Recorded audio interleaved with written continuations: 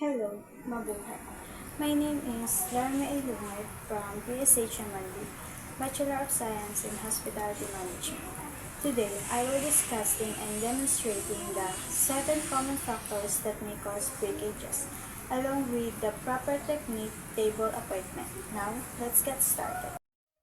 7 factors that causing breakages. Mechanical impact. It may result from an object-to-object contact. To avoid mechanical impact, first, do not stack glasses. Only Chinawares can be stacked using decoy system.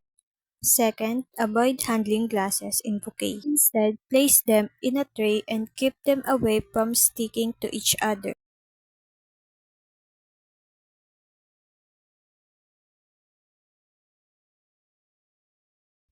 Third, never put cutleries inside glass. Put them in their appropriate containers. 4. Never overload bar trays or food trays. Carry just enough to avoid crowding. Never dump glasses into sink. Put them directly into divider or glass rack. Thermal shock. It is the abrupt exposure of an equipment from cold to hot temperature, or vice versa, that may cause breakages. First, never put hot water in a chilled or cold glass and vice versa. Never heat any chilled bowl or glass in a microwave oven. Never put hot water in any glass container that is not heat resistant. Improper handling and misuse of equipment. Use only for intended purposes. For example, scooping ice with the glass. Use appropriate ice scooper. Using knives for opening cans, instead use a can opener. Improper racking and stacking, like stacking glasses and stacking together of chinaware in different sizes and shapes. Never stack glasses. Instead, put them in appropriate glass rack. Stack chinawares using decoy system. Stacking chinawares according to their kind, size, and shape. In uneven stacking, avoid overloading trays and busband. Instead, do this.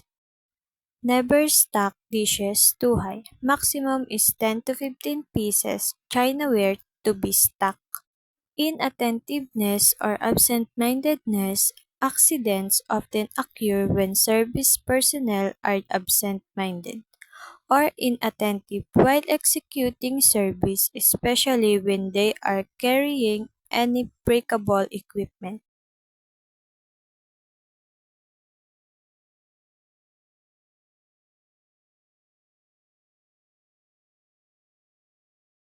Improper busing.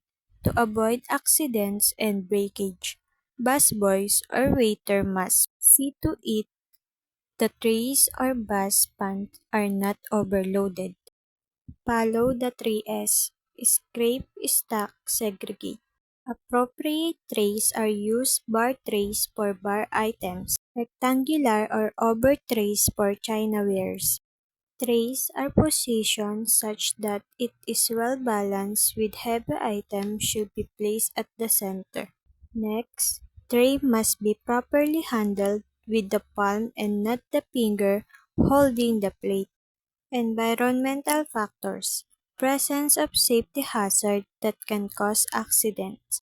Make sure that floor is neither wet nor slippery. Put signage on the area. Food, water, beverage that spill on the floor must be cleaned immediately. Broken tiles, if any, must be immediately repaired as it can cause fall or accidents. Lastly, avoid using blind doors. Use one with a glass to able to see people coming in and put up the door. Now, that's a wrap. I hope you learned something from my demonstration about the 7 factors that cause breakage.